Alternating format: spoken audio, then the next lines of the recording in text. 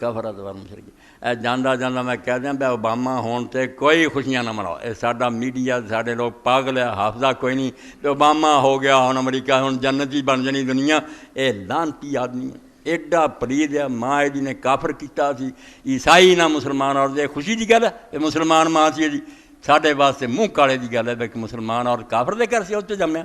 اور یہ وہ شخص ہے جڑا بش بھی نہیں سی کہہ سکیا، انہیں آخیا بش کتنے حملے کرتا پھردا افغانستان اور پاکستان سے، مکے سے حملہ کرے اور بیت اللہ نوں تباہ کر کے اور رکھ دے تاکہ مسلمانوں کا بیڑا کرے۔ وہ جے اوباما